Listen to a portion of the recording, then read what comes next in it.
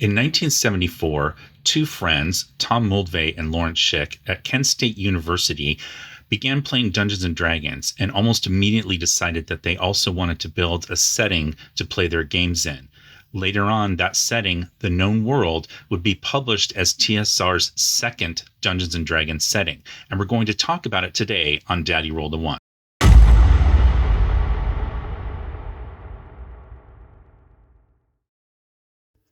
Just a quick reminder that by the time that you see this video in June of 2024, my Kickstarter for my first supplement for basic expert Dungeons & Dragons, also Old School Essentials, called Alchemy, Explosions, and Inventions, will be just about wrapping up on Kickstarter, which ends on July 3rd, 2024.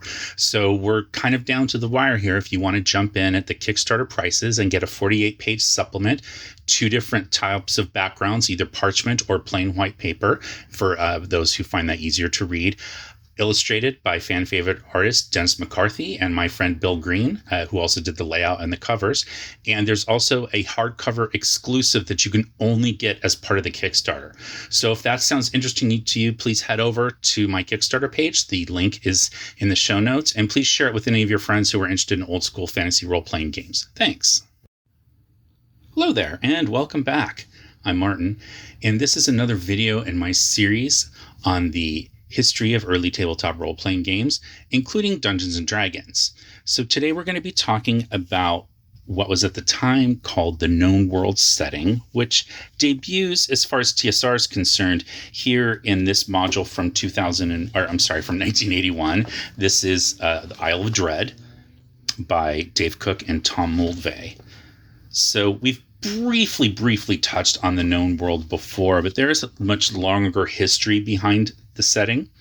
And I did talk about it when I kind of talked about the early tabletop role-playing game settings. So far I have a whole video just on Greyhawk, which I'm saying is TSR's first Dungeons & Dragons setting created specifically for Dungeons & Dragons. I've explained many times why I say that, but watch the video if you want to check out more on that. We've also covered Empire of the Petal Throne, which is not a Dungeons & Dragons game, but it is a setting that uses rules, at least when it was finally published for mass distribution. The rules were pretty much based on the original D&D rules. There were some changes, but that was the inspiration for those rules. However, that setting far predates Dungeons & Dragons. It began being worked on in the 1940s by Professor Barker.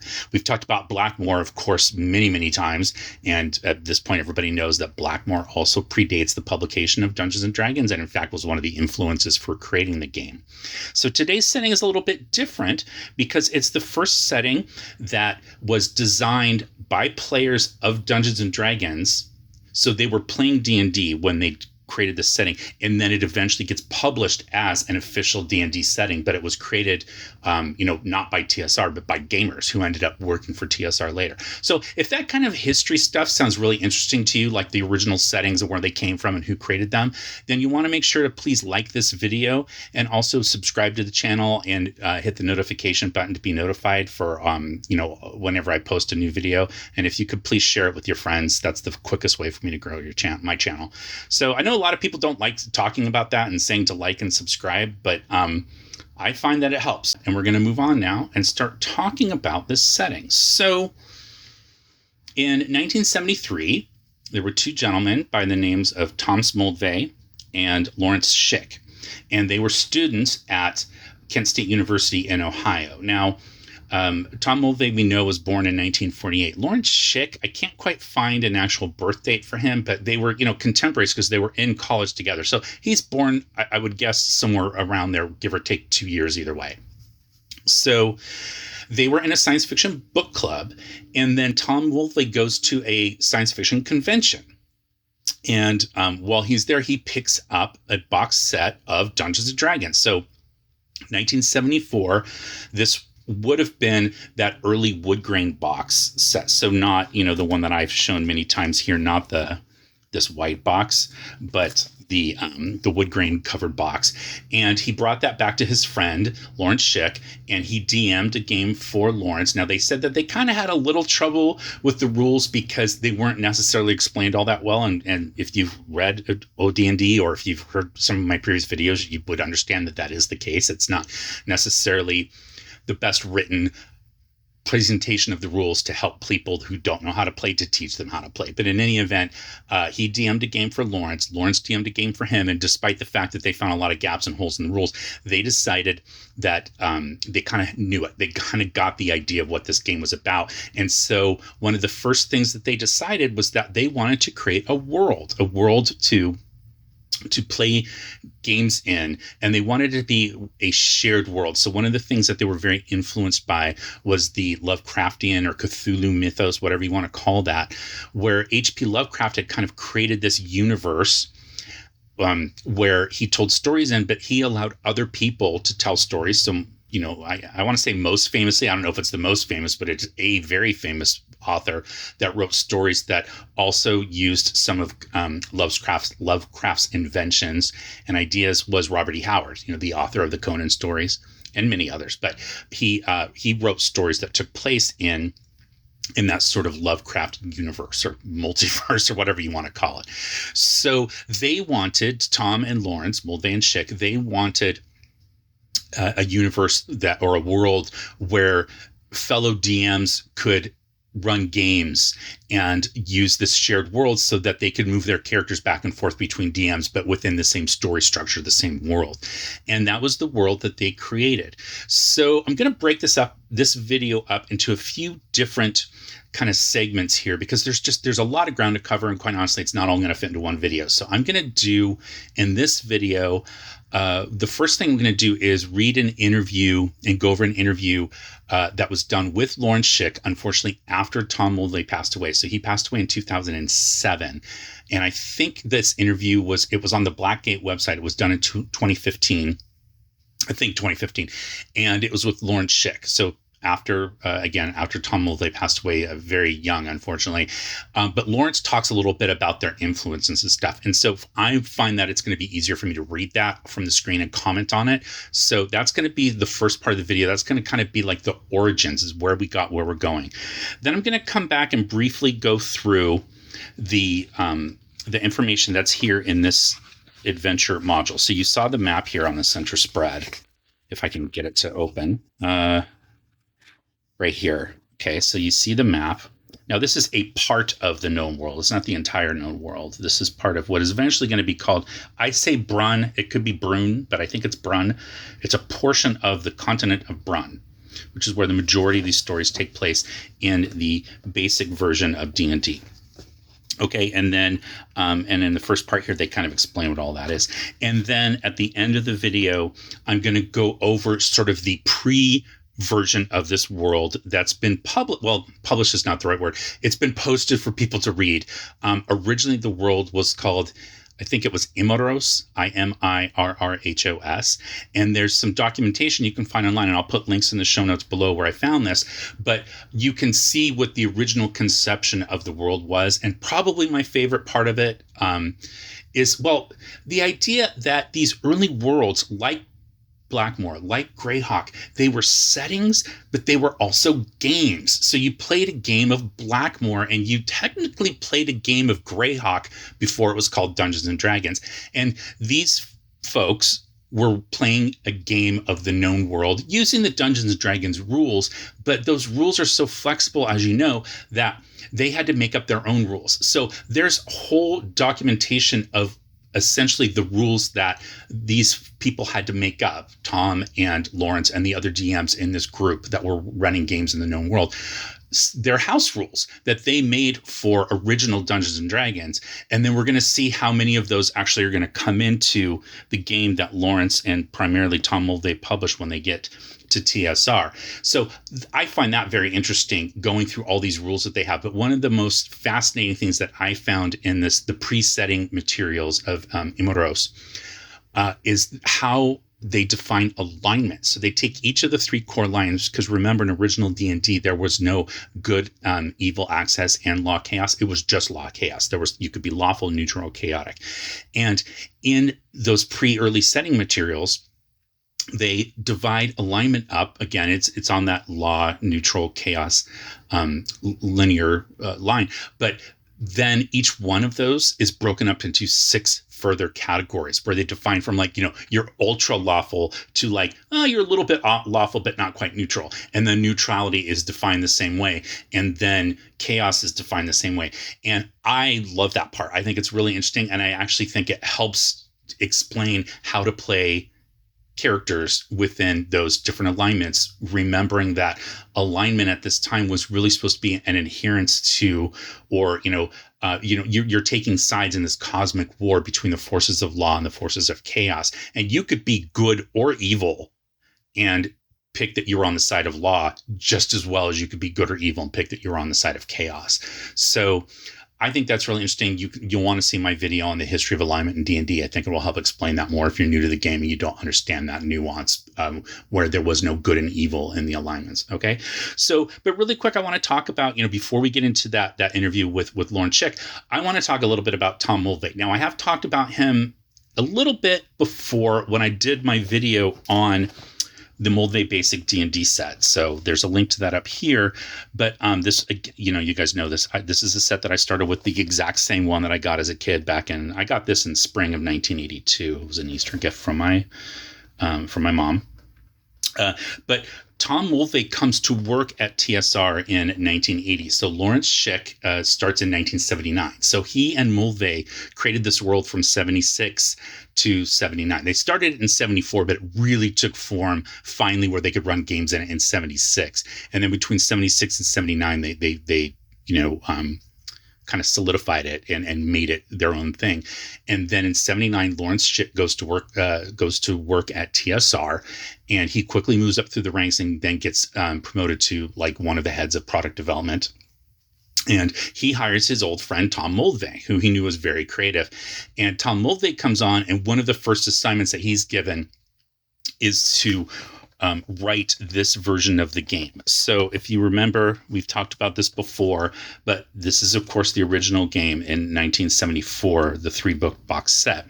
And then in 1977, you have this written by Eric J. Holmes, or edited by Eric J. Holmes. This is what was called the Basic D&D set, or Basic D&D game version at the time, and it was designed to help new players understand how to play and direct them. Eventually, the intent was it was going to direct them to this. Okay, so you had these kind of like this comes out in 1978. So for a time period, you sort of had 3 things happening at the same time.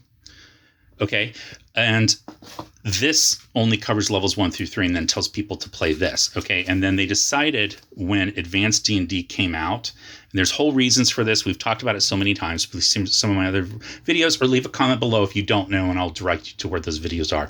But they decide that they need to keep this version of the game, this basic version, running because this was really supposed to be a concise way to explain this. It becomes its own game system, its own rules. The rules in this, some of them are different than what's in here, but this was intended to be just an easier way to run this game.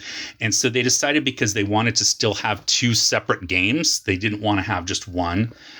That's why they hired Tom Moldvay to write this version of the game, so Basic D&D. Okay, so he writes that, but what else does he do while he's there? So, he does a ton of things while he's at TSR, but just some. You saw he does the Isle of Dread, and he does kind of sad, but it's a rewrite. So Gene Wells wrote the original version of Module B3, Palace of the Silver Princess. So there's a long history behind this one. The original cover was orange. So her version of this module was pulled back before it ever went public. So the few copies that exist from back in that day are copies that people at TSR had, and they were supposed to turn them back in so they could be pulped, and some people didn't. And so it is that orange cover version of B3. You can now get it, or at least for a time, you could get it, I think, on Drive-Thru RPG or, DM's Guild or whatever, wherever TSR, or I should say Wizards of the Coast, wherever they sell their old out-of-print D&D stuff, you could get a PDF there and then, of course, print it out yourself. But for a while, that orange cover was probably like other than like an original wood grain box set, it was one of the most desirable and highly collectible products. But Tom Moldvay comes in to rewrite this, so that's why you see his credit on here. So Palace of the Silver Princess, module B3, one of my absolute favorite modules of all time, before The Lost City. So if you ever watch Dungeon Craft with Professor Dungeon Master, he has a whole video where he talks about running this and how he runs it, and I highly recommend that. I'll put a link in the show notes because I really liked how he handled this. Tom also worked on Advanced D&D, so this is the Advanced Dungeon Master, or the Advanced Dungeon Module A2, Secret of the Slaver's Stockade. So there's a series of these A1 through 4, and they're all kind of written by different people. There's some overlap. Sometimes where people kind of come in and out, or there's two authors, like this one's by Harold Johnson and Tom Moldvay, but this is A2.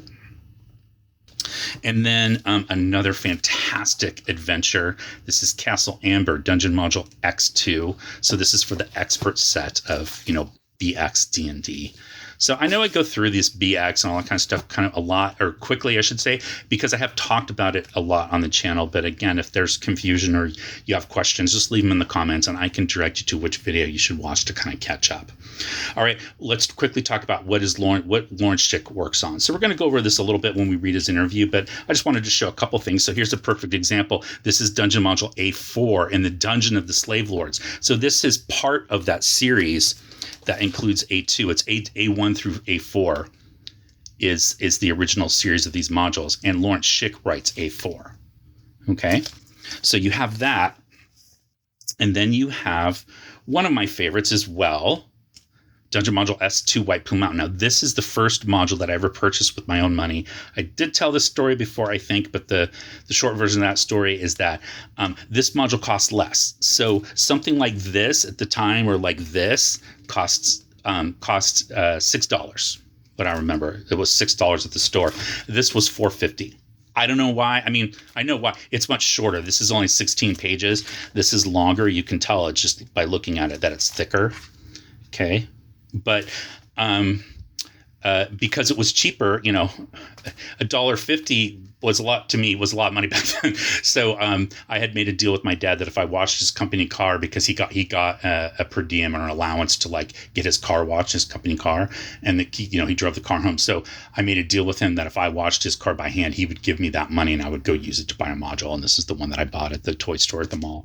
So anyway, Lawrence Schick wrote this. 1979 is when it gets published. This was sort of his like tryout to get hired at TSR. So this is kind of what he submitted as far as his writing potential, and he based it on basically what he did was take a bunch of ideas from the campaigns that he and Tom Moldvay had been working on in their home campaigns, and he didn't write a single adventure. He pulled ideas from a bunch of different things that he'd been doing and jammed it all together into this. So it's really more of like kind of a funhouse dungeon as opposed to like a narrative flow. But it's all about, if you know anything about this, it's about the trying to find these three weapons. It's Whelm, Wave, and Black Razor. And this is the Black Razor with this art here by Bill Willingham. And then Lawrence Schick later on said that he always kind of felt bad. Now, I don't think he should feel bad. He says he feels like this was a blatant ripoff of Stormbringer from, the Michael Moorcock, Elric of Melniboné series. I would call it an homage, not a ripoff. And also, as Professor Dungeon Master on Dungeon Craft says, it's not stealing, it's DMing. So, this was for publication, so I guess you could kind of say, oh, well, maybe they shouldn't have. And he did. He said he wouldn't have written this if he'd known they were going to publish it. He would have changed it and done something different because he felt that was a little too close to the source material. But nobody sued him or anything for this, so I think it worked out fine. Now, one of the interesting things that you will find in this, and we're going to talk about this later, there's an NPC in here who is like an evil wizard, and his name is Caraptus. So just remember that for later because it's going to come up later in the video. But that's how Lawrence Schick got hired. Okay. And then he worked on some other things, and I have a couple things here. So this book, I've talked about this a lot recently. This is Heroic Worlds. So this is sort of like his history and guide to role-playing games, written in 1991. and he just goes over, and he does it like by genre, which I really appreciate. So there's two ways you could do this. You could go chronological order, or you could go by genre. So Shannon Appleklein's Designers and Dungeons is in chronological order. It's much more in depth than this, and that's great in its presentation if you want to read like sort of in order, companies that were founded and then all of the games that they put out. This one's more about the games themselves as opposed to the companies, and so it's in order by genre of like, universal systems, and then fantasy systems, and post-apocalyptic and science fiction, and it's like, horror. It's broken up that way, which is really kind of fun because, maybe you're just looking for a specific game, a specific genre. So anyway, this was sort of a really important book at the time when it came out, because there just weren't a ton of books like this out. So that's Lawrence Schick. Now, this is also Lawrence Schick. It's credited to Lawrence Ellsworth. My wife gave this to me as a Christmas gift a few years ago. But this is Cinema of Swords, a history and guide to movies about knights, pirates, barbarians, and Vikings, and samurai and musketeers and gladiators and outlaw heroes. So there he is. But this is his pen name when he writes stuff that's not game related. So it's a really just fun book about, different movies of that genre. So it has nothing to do with games. Other than, these movies, a lot of them were inspirational for people that were creating role-playing games. So that's Lawrence Schick. Now, later on in future videos, you guys let me know what you want to talk about, but I kind of thought it would be fun to talk about the world, the known world, as it morphs into what's eventually going to become known as Mystara. Okay, so that's where you have stuff like these things, the Gazetteers. So the nations and stuff are the same as what's in here, but they expand it on it and make it into a whole thing where there's multiple different continents, and they go more into the history and deep dives into the cultures, and they add more cultures. They add the Hollow World aspect, and then probably this explores a whole different region that's not covered on that original map in here, and this leads to one of my absolute favorite ongoing articles in Dragon Magazine ever, starting in issue number 153. So it's this one here, the Voyage of the Princess Ark. A new article series explores the D&D known world from above. This is by Bruce Hurd, who's still around, has a very active Facebook presence, and came out somewhat recently, with a campaign setting that was directly inspired by the work that he did on this series, although it's not licensed by, Wizards of the Coast. But definitely check that out. So this series is about this, ship, the titular Princess Ark, that is like, a ship with like that, that flies essentially, and it flies over the continent, and they're explorers, and they're flying around kind of trying to map what's where and go to all these new nations and stuff. And it's written as like this kind of travel log by the people that are on the ship. Very specifically, Prince Haldimar of Hakan, Lord Admiral of the Mightiest Empire, Captain of the Ever Victorious Princess Ark, an Imperial Explorer, etc., etc. So you get a sense of kind of like the tone of voice for this, but I loved this series. It goes on for quite a while, and again, that's something that we can talk about. It's just too much to talk about in this particular video today. But if that's something that you'd like to see me cover as its own series, rather than waiting for me to get to issue number 153 in my Dragon Magazine series, I'm only on issue number 7, so that's going to take years before I ever were to get there.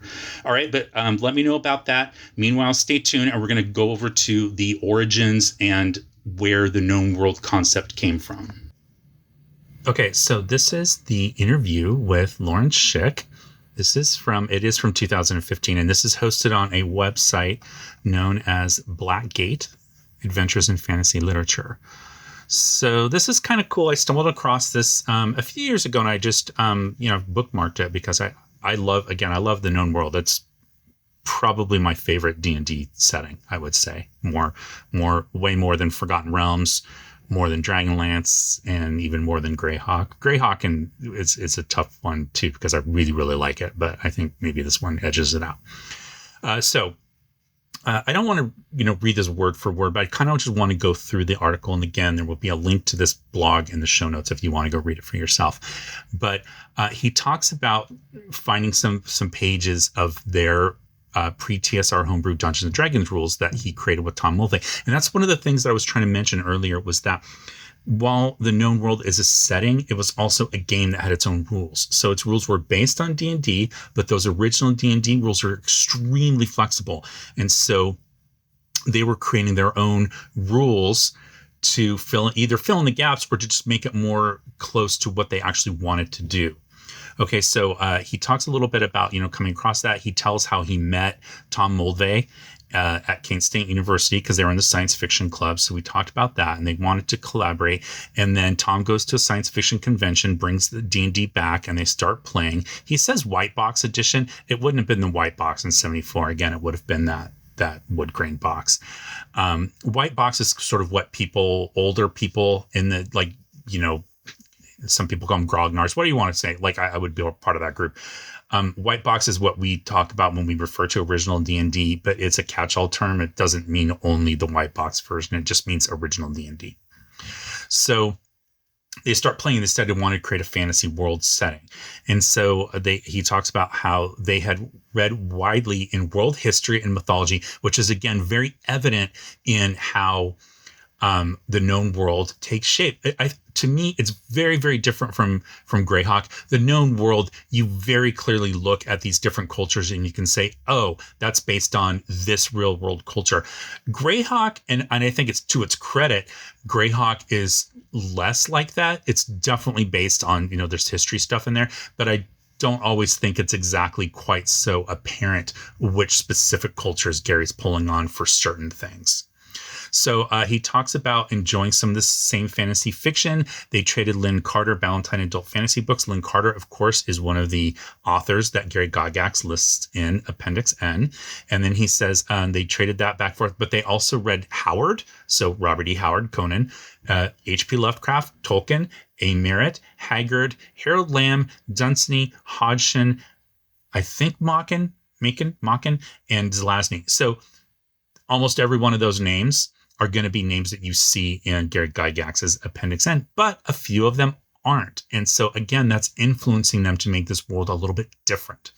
Okay, and then he says, we were both nuts about Clark Ashton Smith. And again, that's extremely evident, especially, again, if you look at that Castle Amber module X2 from Tom Moldvay, the Clark Ashton Smith elements are very, very prevalent in that. And then he says, Tom was a Michael Moorcock and Philip Jose Farmer fanatic. So Michael Moorcock, again, one of the main inspirations for the alignment system in Dungeons and Dragons. And so to me, that makes sense when later on we're going to see in a minute that really, really detailed alignment diagram that they put together where they split each alignment of law, neutrality, and chaos into 6 sub parts of that alignment. So again, seeing that Michael Moorcock was an influence, not a huge surprise. Also, again, he's the author of the Elric of Menibene series, which would have inspired Lawrence Schick to put Black Razor into that module S2 White Plume Mountain. Okay, and then he says, well, I could quote chapter and verse from the works of Jack Vance and Fritz Leiber. Jack Vance, as we all know, was the inspiration for the Vancian magic system in D&D. I have a whole video on that. And if I haven't run out of links, I'll put a link to that up here. And then Fritz Leiber, of course, of Fafhrd and Grey Mouser, which is a huge influence on how Gary Gygax saw D&D being played. Sort of like that adventurer type. All right. And then he said they wanted to create a single world setting that would enable us to simulate the fictional realities of these, our favorite authors. It was going to have to be a big world. All right. So I'm just going to keep scrolling through this. And so he talks about most fictional fantasy worlds, of course, are based on aspects of our own world and its history. So that's one of the things I think that people sometimes forget. People like to think that they're being super original by creating things, but you can only create stuff so far that still can connect with people. And if you start to get too out there, I think a lot of times people have trouble kind of grabbing onto it, understanding what they're supposed to do with it. So basing a fantasy world on cultures that people were going to immediately understand and have a hook into, I think was a great way, especially for one of these early settings that's being developed. So, and then this is what I was talking about earlier as well. He says, all of the states in Robert E. Howard's Hyborian setting are based on real-world cultures, simplified and boiled down to their easily recognized essences, cliches, in other words, but in tropes that were instantly familiar to Howard's readers. And really, I don't find anything wrong with that. I don't find anything wrong with taking they use the word cliche. I like to say the word trope. A specific trope that's a hook, that's something that is fun about that specific time period or that setting or that culture, and say, let's build something fantasy on that. And that's what they were doing. So he said, we decided we could do the same thing. And so I've always kind of described the known world. I've used this term before, or this phrase before, but I've always called it sort of like Conan light.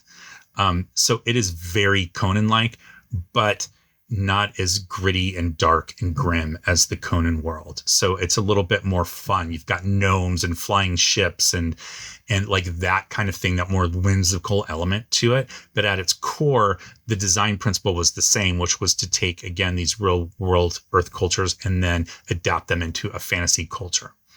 Okay, and so then here's their list. And so this is the list that, again, I think once you look at this, you can kind of see where you can map everything. Norse, ancient Mediterranean, Greeks and Rome, Ottoman Empire, Mongolian tribes, Aztec Mexico, Han period of China, Celtic Wales, Pharaonic Egypt, the Hanseatic League, Baltics, Carolingian France, ancient Persia, Dutch Republic, and Mughal India. Now, not all of these are going to come into the known world, but these were the ones they started with. And I dig this list. I think there's lots of cool adventure ideas in all of these, and having them all coexist with presumably the same level of technology, roughly, but then tacking magic on top of that and then having them coexist in the same time period, I just think it opens up a lot of really cool opportunities. And so he said, we decided to plot out a single giant Pangea type continent on which there would be fantasy fictionalized versions of each of the above cultures. We also added homelands for the non-human races, orcs, goblins, elves, dwarves, hobbits, and then look, we're going to keep going. Lizard men, deep ones, Kzinti catfolk, Kzinti, I don't know how to say that, and Barsoomian Tharks. So Barsoomian from the Edgar Rice Burroughs, John Carter of Mars series, Mars in those books is called Barsoom. And so they put essentially Martians into their world. Again, hearkening back to those early days of D&D and the games that inspired it, particularly Blackmore, which had a huge science fantasy element to it, or science fiction even. I've been talking about this a lot recently, but Dave Arneson was really inspired by Star Trek and put a lot of Star Trek references into his Blackmore games.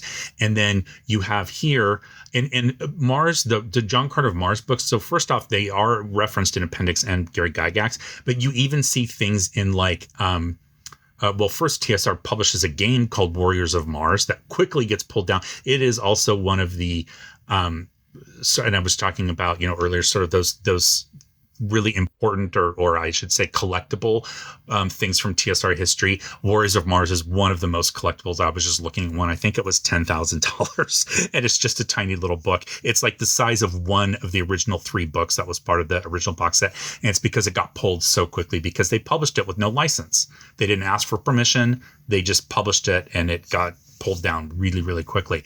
So, so again, that was important to them. But here we have Barsoomian Tharks here in the known world. Also, I think interesting. So this list is going to get bigger and we're going to deal with this in a minute. But there's also turtle people. There are dog people. There are rat people. And obviously you see they're here. There's cat folk. So this idea of like these animal hybrid type characters didn't start in 5th edition. It's been around since the very, very beginning. So it maybe is more prevalent now with certain types of players, but the idea of playing like these like I said, animal hybrids has been around for a long time. So, and then he talks about there was a pirate kingdom and areas where prehistoric creatures were the norm. So one of the things that I heard or read as I was going through my research on this was that there was an interview, and I'm going to put a link to that here in the show notes as well, from the Vaults of Pandius, which is sort of like a fan site for the known world and Mystara. And they interview one of the original players in Tom Moldvay and Lawrence Schick's original known world from back in, that 1976 to 1979 period. And he talks about how that player, had gotten a hold of Chainmail, and they were playing those rules, and they would play a lot of miniature war game rules. But one of the things that Tom was really good at, Tom Moldvay, was having these armies that were not traditional, like Napoleonic soldiers or medieval soldiers. He had armies of like centaurs and or centaurs, if you want to call it that, but also dinosaurs. And so people were kind of theorizing that like that might have been one of the inspirations for him to make that Lost World module, the Isle of Dread, which is what that module is. That one I showed you where the original known world debuts, module X1. It's all about like discovering this lost world full of like, prehistoric creatures partially. And so I think that a lot of these early creators were sort of, you'd think maybe they're limited, but again, I've said before, limits create creativity, or limits like drive creativity. The more limited you are, the more creative you have to be. And so there weren't a lot of fantasy miniatures out when they wanted to play these games. They wanted to play fantasy games, but at the time, early on in the early 70s, before you get into, the fantasy supplement of Chainmail and later on, and even after that, it takes a while for these companies to get on board and start making like orc miniatures and dwarf miniatures and all that stuff. So you were limited by what you could find, is my point. And so Tom Moldvay found a bunch of dinosaurs and then had to figure out how to work that into a setting and work that into a game that they were playing with these miniatures. And so that sparked creativity from him, because it led him to then create the Isle of Dread and that prehistoric setting that is on that island. And I think that's really awesome. And had he had access to everything that he might have thought that he wanted, that might not have happened. He might not have gone the Lost World route, because he might have been driven more into that kind of now what we call a traditional fantasy, Western fantasy, with orcs and goblins and trolls and dwarves and elves, and all of that stuff exists in the known world, but it expands on that. And I love that. I love like the different character types, the cat people, the deep ones, the lizard men, all the stuff they talk in here. You see Lawrence Schick here uses the word hobbits again, which is what they would have called them at the time when this game was being developed. And then he says, plus in every land there would be a hidden cult that worshipped Lovecraftian elder gods. Love that. Love that so much. I love how they're taking all those influences and putting it all in one world. And I've said I love the known world, and it is probably my favorite D&D setting. But the way it's described here, I think I like a little more. I think that it would have been really cool to see this version get published. I think there's a lot of reasons why it didn't get published. Obviously, they couldn't put the Barsoomian Tharks in there. They might have thought that putting the Lovecraftian elder gods maybe was a little too dark, because they were, if you remember, on the box for the Moldvay Basic Rules set, which is the set that this setting is used for, it talks about it's a game for players ages 10 and up. And so that maybe they thought Lovecraftian gods were a little bit too, too scary for that. Also, this would have been right after they decided to pull the Lovecraft stuff out of the deities and demigods due to the issues that they were having with Chaosium. And again, we've talked about this. They had permission. They could have kept it in there. They chose not to. All right. So then here's some little lists that he shows here. I'm just going to show you what one of them looks like really quickly, but we're going to go over this later on when we go over the entire early version of this world. So he talks about that, and he says, we dubbed the setting the known world to imply that there's more out there yet to be discovered, because we didn't want to paint ourselves into a corner. It was our intention to use the known world in ongoing open-ended campaigns run by multiple DMs, in which player characters could go back and forth from one DM's game to another. Moldvay and I were already running our own campaigns this way, and we hope to bring other DMs on board as well, so we'd all be playing in the same giant sandbox. So I think that's really neat. The idea that, you didn't have to have a forever DM. People could take turns, but they could still run their same characters because it was the same world. So a very early version of the map. And if you see here, like these numbers, so you've got your hexes, your columns and rows, and those numbers correspond here to these keys here, so that you could locate those on the map. All right. And so then he says that meant they were going to need detailed write-ups of each of the various cultures, of the various known world cultures, so there'd be consistency in how different DMs depicted different areas. I know I said I wasn't going to read this whole thing, but I guess I kind of am at this point. But he felt like they needed to know who ruled it, how it was organized, what gods they worship, how their economy worked, their rivals and their allies with the other cultures, geography and environments, key cities, fortresses, important events in recent history, and all that kind of stuff. So that is a lot of detail. So, but then he goes on to say, but we were in college, so we had plenty of time on our hands, which I think is hilarious because I did not have that kind of time when I was in college. So he said he and Tom had complementary skills and personalities, and they worked well together because Lawrence Schick says that he is meticulous, organized, and precociously professional, whereas Tom's brilliant, creative, and I can never say that word, indefatigable. Sorry to struggle over that. All right. So then you have another map here. And then he said they made a great team. Moldvay did most of the initial cultural write-ups, whereas Lawrence, created the leading non-player characters and was also the main guy that was coming up with the names of the locations. And he's drawing those names from Lord Dunsany, Jack Vance, and Clark Ashton Smith. And again, I think that's very evident as you read through that. If you know those authors, that kind of comes through. All right. And then he shows module X1, which we have looked at. We just looked at that before. And then he gets a little bit into the Gazetteers. So again, I'm not going to get into this right now because this is kind of like the post stuff. This is happening after the Gazetteers come out after Lawrence Schick has left TSR. Moldvay, I forget what year he leaves, but not too long after. And these Gazetteers don't come out until I want to say like 86 or 87. I want to say 87. So, again, I will talk about these in a future video if it's something that you want me to go over. But he says it took us 2 years and countless revisions, but by the end of the summer of 1976, they had the known world documents and maps in a state that they were satisfied with. And then other local GMs were already using it and from their preliminary write-ups. And they had players in campaigns in Akron, Kent, and Cleveland. All in Ohio, obviously, but all playing in this known world, this shared world. And they were mainly using, he talks about the Republic of Derikin, the Emirates of Ilaruum, the Ethengar Khanates, Principalities of Glantry, Grand Duchy of Keramikos, and the Empire of Thaidas. So they kind of set out to do what they wanted to do. And then he leaves, he goes to work at TSR in 1979. That's Lawrence Schick. And then I said in 1980, he brings on Tom Moldvay. We've talked about that part before. And the reason that this world came on board was because the known world got used was because originally they thought that when they were writing their adventures and their version of the game that it was going to take place in Greyhawk because that was the world that was out.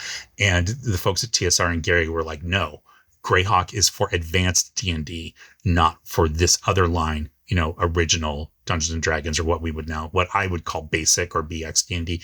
And so they realized, shoot, we need a setting for our adventures to take place in. And so they brought their old setting, the known world, and it got approved by, he says he thinks Mike Carr, which makes sense. Mike Carr would have been there at the time in a, relatively high up position. And so he said, yeah, you have this world ready to go. Yeah, go for it. Use it. And so they changed it. People got involved. Dave Cook got involved because he was the writer of the expert set rules and co-author of Isle of Dread with Tom Moldvay. But that was the genesis of how this came to D&D. And then he talks about, if you look at the original, University of Kent era maps that illustrate this article, which we're going to, again, go over in a second, you'll see how their world was adapted and changed to become the known world. And then he says, and then eventually Bruce Hurd's Mystara. So they're all related. This Imirrhos, the known world, and Mystara are all technically the same world. They're just different versions or iterations of them that changed and expanded and got adapted over time. So that's a look at that article by Lawrence Schick to kind of explain where this world came from and how it came to TSR. And now next up, what I'm going to do is go over those notes from the original version of the setting so you can see how it's a little bit different. So this is going to be a really fun part. It's also going to go into that like extremely detailed alignment part. So these are based on, again, an interview with a man by the name of Bill Wilkerson, and he was interviewed on that Vaults of Pandius blog. And but he was interviewed in person, and then the guy wrote up the I think his name's Travis, if I remember correctly. So he writes up the notes and published them there. But he mentions in it, like, he's looking at Bill Wilkerson's notes from his, like, that he had from back in the 70s. And so he went through, and Bill allowed him to copy, either photocopy or like handwrite notes, like photograph, do all these things. And so he went through and put that together. And then none other than Shannon Appelkline, who is the guy behind Designers and Dragons that we've been using a lot of times for our history. He went through and organized it all into a really easy to use, like, PDF, basically, that takes not just the world and the setting stuff, but also the actual rules that they were using for these different races. Like I said, like the turtle people and the lizard people, the cat people, and all that, all the weapons that they had, new equipment, tons of new spells, monsters. There's also a section there where they take fictional characters like Conan and Fafhrd and people like that and put them into D&D terms, and that's in their list of NPCs. So anyway, Shannon Appelkline collates and puts all that into a PDF. The part of the PDF that I'm going to go over right now is, again, the original world stuff. And then if you want to see those other rules later, kind of like those alternate or variant rules, let me know, and then that will be part of another video. Okay, now that we've heard a little bit about where the origins of this world come from and how it ended up being in this module, let's look at what was originally presented. So this is the original presentation of the Isle of Dread. Now, originally, this module came in the box set for the expert part of the rules for now what we call, there's various names for it. I usually call it BX for Basic Expert, and that's to distinguish it from the BECME line that came after, 2 years after the BX rules came out. In 1983, there was the start of another version of the basic set of rules, or just, the Dungeons and Dragons rules. Notice how it doesn't say basic, it just says Dungeons and Dragons, called the BECME line. That's the one that's edited by and written by Frank Menser. I always stumble over his name. I apologize. Frank Menser. And those rules are slightly different. And but the box set for the expert set for this originally shipped with this module, just like the box set for basic D&D, the Moldvay basic, shipped with module B2.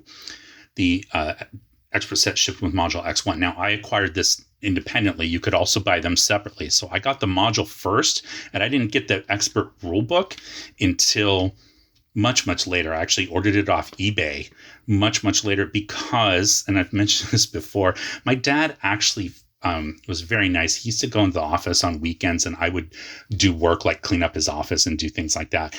And every once in a while, he would photocopy rules for me. So, now obviously that's pirating, and it's, I shouldn't have done it, but my friends will let me borrow their books. So for the longest time, my version of the expert rules was a photocopied one, which I still have because, I don't throw most of my stuff away. So I still have the old photocopied one from the 80s that my dad made. But here's the map that we see here. So we see a lot of the same things that Lawrence was just talking about. Okay, so we see the Helden freeholds and the Ethengar Khanate and the Princes of Glantry, Broken Lands, the Republic of Darrican, Rockholm, that's the dwarf area, the Kingdom of Vestland, Sudafjord, okay, the Sudafjord Jarldoms, and then you've got the Emirate of Eloderum. I always have a little trouble with that one, Eloderum. Grand Duchy of Karamikos, the Five Shires, that's for the halflings, the Achuagan clans, and this was the Gazetteer for this was actually written by my friend William W. Connors, or Bill Connors, and which is kind of cool. So you have the Malfegi Swamp. Okay, then you have the Kingdom of Iorendi. You have the Midrithad Guilds. The Empire of Thyiadus. So that's a huge important part of this. And I think that's most of them. I got most of the ones that were on here. Now, there you have the Thanagioth Archipelago and the titular Isle of Dread. All right, now, in the front of this module, so it's very interesting. So this is the staples are right here. It might be hard to see, but that's where the book breaks. And so this is the map, the so-called world map. I believe they call it the continent map, if I remember correctly. But then this is a module. It's an adventure. But then it starts with the key to the continental map. And it goes over all of these different nations, the principalities of Glantry, which is a magocracy. That is, the princes and princesses who rule in the state are all high-level magic users. So they live in Glantry City most of the time, though each ruler also has a castle hidden in some remote wilderness area. I'm not going to read all of this, but a really cool idea and one of the most fun Gazetteers. So I actually, at the time when the Gazetteers came out, which they're very, very cool, I was a starving college student, so I bought 2 different ones. One of them was the Principalities of Glantry, and it was so cool. And then the other one I bought was the Emirates of Illawarra.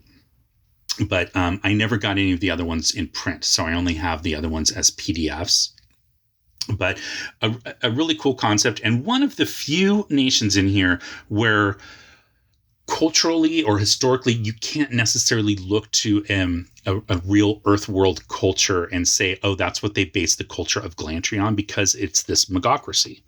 Okay, then you have the Ethengar Khanate, nomadic herders of horses, cattle, and goats. So you're getting a little bit more detail in here where you're starting to see where you can match these up to that list of cultures that Lawrence gives in that article, where he says, these are the cultures and the time periods that we wanted to use. And then you can start to see here's like, oh, I see. That's that one, right? The Helden Freeholds this is the Norse one, right? Barbaric, fair-haired people who hunt, fish, and raise crops on isolated farms. And then you have the Kingdom of Vestland, Kingdom of Ostland, and the Soderfjord Jarls, which are still kind of Norse Viking-like. Okay, and then you have the Broken Lands, which are rocky badlands and old volcanic lava beds, extremely wild and inhabited mainly by outcasts and monsters. Cool little picture here by Jeff D. of those Broken Lands. And then you have Rockholm, which is the homeland of the dwarves. You have the Otrawagan clans. Again, I might be mispronouncing that one, but that's how I've always said it in my head. Grassy plateau, forest, and hilly regions next to the sea are inhabited by herders, hunters, and fishermen who live in small villages. And then there's the Republic of Darrican, centered around the capital, Darrican. Its wealth is based on trade from Lake Amsorak, which is a large inland lake, the Steel River, the Eastern Caravan Route, and the sea trade filtering in through the Malfegi Swamp. So it's a plutocracy government run by the wealthiest merchant families. And then it tells you straight up the culture resembles that of Venice or Genoa in medieval Italy. So they don't all do that, but most of these will give you sort of like, see here on the Ethengar Khanate. Their culture is similar to that of the horsemen of the Central Asian steppes, Huns, Mongols, Magyars, Turks, and so on. This one is similar to medieval Iceland, the Helden Freeholds. And then you see that these kingdoms are culture resembles the Vikings. So they kind of do that when they have something that they can kind of map it to. Okay, so then you have Alfheim, which is the elf homeland. And then you have the Emirates of Illawarra. And then it says the culture is similar to that of the Arabic city-states or the Central Asian city-states of Palmyra, Damascus, and Samarkand. The 5 Shires, the Grand Duchy of Keramikos. So the 5 Shires is the halflings. And then the Grand Duchy of Keramikos. So they don't say anything here, but this is very much like medieval Byzantium, like the Byzantine Empire, sort of, post-fall of Rome. And so, or at least that's how I always took it to be like. You have the Kingdom of Ayarendi. So this is another one that doesn't necessarily match an actual an actual Earth history culture. And then you have the Minrathad Guilds, which is a syndicracy, a government run by the heads of various trading guilds. The Empire of Thaiatis, an autocracy. Okay, this one says it's similar to the medieval Byzantine Empire. I always kind of thought that the Grand Duchy of Keramikos, just look at the name, looks Greek. So I always kind of thought it was like medieval Byzantine, but they're saying Thaiatis. I'd forgotten that. That's my fault. And then you have the Thanagioth Archipelago, buried in myth and superstition. Anyway, so the way that they put this together, again, you see they're using these real world Earth cultures as inspiration for creating the nations here. And I really like that because I was a big history fan. So I loved history. It was always one of the classes that I did best in throughout my school career and on into college, even when I majored in business administration and management and marketing when I was in college.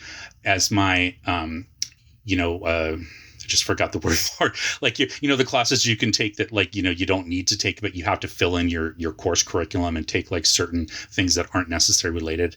I know it's a very long explanation because for whatever reason, the word for what that type of class is just went out of my head. But I took ancient history and I liked it so much that I took an extra class in ancient history specifically for the purpose of knowing that it would be helpful for me building my D&D campaign. So elective is the word I'm looking for. Sorry about that, folks. So I took an extra one and I didn't even need to. And but I took an extra elective in history so that I could get a little bit better at describing my world. So my home campaign setting that I use for my daughter's game, and which is sort of an early version of the one that I used for my long-running third edition game that started May 2001, was highly inspired by the known world, which of course is highly inspired by history. So I really like that. And the other connection that it has, and I have talked about this before, is and Lawrence Schick talked about this in his article, and the article as well. But the idea that, like the world of Conan, the Hyborian kingdoms, that whole kind of thing was also inspired very much by this idea of like, influenced by, sort of cliches, or I think tropes is a better word, of certain periods of time in certain Earth cultures that all coexist in this world. And that's what I loved about this. So this idea that you can have, medieval Iceland with Vikings, with, steppe nomads or steppe horsemen existing at the same time as Venice and Genoa in medieval Italy, and these city-states in the Arabic desert, and medieval Byzantine Empire down here, and then all these different areas existing at the same time. I love that kind of thing because that's what I always wanted to do. I wanted to take my favorite parts of history and put them into my campaign setting. So, and the known world pretty much does that. So you're only seeing a portion here because it's talking about just this one part of the continent, but there are parts of the known world that also are influenced by things like ancient Egypt and different Central American cultures. And then you have the Hollow World, which is its own huge thing, which has its own cultures. And then you also have parts of the known world that are not part of this map here, that go off the map, where you start to get into like medieval or the Mughal era of India and things like that. And then you've got things that are even influenced by, sort of like Western films and all these different influences, and all jumbled together, all coexisting, and it's amazing. I loved it. So that's how it was presented in here. And now what's going to happen after this happens? So this comes out, and so all of the basic and expert adventures that are published from 81 to 83 take place in the known world. So this world that the folks put together, Tom and Lawrence put together, they take place in this world. And so the Lost City takes place there, and the Palace of the Silver Princess, we talked about that. And so anything that kind of comes out post the publication of X1. Okay, so Castle Amber, as an example, has a whole family in there that huge influence by Clark Ashton Smith and a lot of his stories. I think it was Clark Ashton Smith. And those carry over into later on the Gazetteer for the Principalities of, is it Principalities of Glantry? Whatever the Glantry one is. Yeah, Principalities of Glantry, that Megocracy one. So they deal with that and having that family there. So this is going to have a long influence, but what's going to happen is once you get into the Beckme era of D&D, basically they realized that they had to expand on what was in here. And so Frank Metzner, and he works with his team, and they basically don't do away with this, but they expand on it, and it blows up into what is eventually going to become the world known as Mystara. Okay, and that's where you start to get the moving off of the map that was in here and exploring into these other areas that go off this map, and that's getting into some of those other cultures that I was just talking about, like the Indian one and the Hollow World and all those jungles and all that kind of stuff. That's going off of this part of the map. And what's interesting about that is that somebody figured this out, and I'll put a link to it below. It's I want to say Thorfinn Tate Cartography was the blog that I found this on. But again, I'll put a link in the show notes. But he realized, because he had access to these old time life books, that the map for the entire world of Mystara, not just this continent here, but the entire world, the map reminded him of one of the Jurassic Earth era maps that he'd seen in one of his old time life books. And when he finally was able to dig that map back up and put it I'll put a little picture up here to kind of show you what he did, but he overlays the map of Mystara onto this map of this Jurassic world and how the continents were shaped back then, before continental drift was happening and the continents were moving further apart. And when he did it and mapped it, it's almost exactly the same. Like the mountain ranges are in the exact same place, like all this kind of stuff. And he realized that it must have been an influence. And it's interesting because it was a very early influence, or it was happening like almost at the moment. So that map post dates this map here. So the map that Tom Moldvay and Lawrence Schick used was even different than this. But this map is 1981. That map, that Jurassic World map that was printed in that book, came out, and I want to say 83, might have been 84. But and then the Mystara map for the whole entire world comes out right after that. So it was very, very close, but it looks like that was probably the influence. And Frank Messner does say, he's interviewed and he says, oh, we got the idea for the world map by this map that one of his other co-designers had access to, like this Jurassic World map. And they used that as the base and just kind of switched it up a little bit, and they created the whole world. But for the time being, this is the only part that we're talking about here, just this part, which is the continent of Brun, or part of the continent of Brun. And what I want to go to now that you've seen what this was and what it looked like, I'm going to go to, again, the original version of Tom Moldvay's and Lawrence Schick's known world, which they called, like I said, Imirrhos. And we're going to see what were some of the things that were part of that.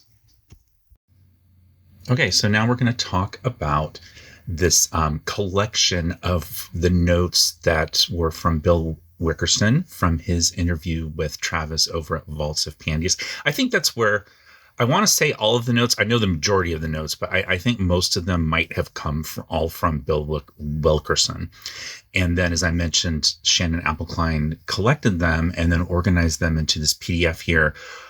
And he divided the notes up based into, to map to the original 3 Little Brown books, Men and Magic, Monsters and Treasure, and Underworld and Wilderness Adventures from original D&D. So as a reminder, even though the known world, as it was called at the time, became the default campaign setting for the so-called basic or BX era of D&D, and then later morphed into Mystara, which was the default campaign world for BECMI. When it was created here, and what we're seeing here, these rules and notes and ideas were based on original D&D. So it's not based on the basic rules. So just to kind of show you really quickly what's in here, you can see the origin of characters, and they give you the list of the nations, the cultures that they might come from. And then you can see the race table. And just, again, I wanted to sort of point out how fun it is to look at all these different non-humans type races with lupus and felis and ratus sapiens and leprechauns and banshees and gnomes and gnolls and kobolds and all these different things. So again, the world of, the known world, or Mystara, whatever you want to call it, was really based on sort of this, and I don't mean this to sound negative, but almost like a kitchen sink approach to how they played. Whatever you kind of wanted to play, they would allow. So, and again, here you see things like Tharks and Minotaurs and Trolls, and you could be a protein polymorph. so many different things. And then you have your language and stuff. So these books are full of lots of really cool stuff. However, we're going to go ahead and flip over to page 77, or was it 78? No, got it wrong. 71. Pardon me. So then you see here the known world, Imirrhos. I pronounce it Imirrhos. I'm not sure if that's how it's pronounced. No, here's what's funny. That's what they called their world at the time. So it later, again, became known as just, the sort of, I guess it sounds generic calling it the known world, but the implication that they were going for was that there were parts of the world that were unexplored. They wanted to leave it open for other people because, remember, this was a shared campaign setting. They wanted to leave it open for other DMs to add their own ideas and not box themselves in. So they changed it to the known world, but it was originally here called Imirrhos. Now, if anybody remembers these old mini games, micro games, I forget what TSR called them exactly, but I only have one. I have the one called Saga, which I can show you sometime if anyone's ever interested in seeing that and going over it. But TSR had a bunch of these, and one of the ones that they had was called The Revolt on Antares, which was written by Tom Moldvay. And in that game, in Revolt on Antares, it goes on to say that the locals, or like the native inhabitants, whatever you want to call it, they refer to the planet as Imirrhos. So we see that a lot. We see these original names that Tom and Lawrence came up with. And again, Lawrence said that he was the one that came up with most of the names, but we see them reusing these names for other purposes. And that's going to become evident as we dip into this. So this is the supplement that explains the campaign setting. So here are the maps.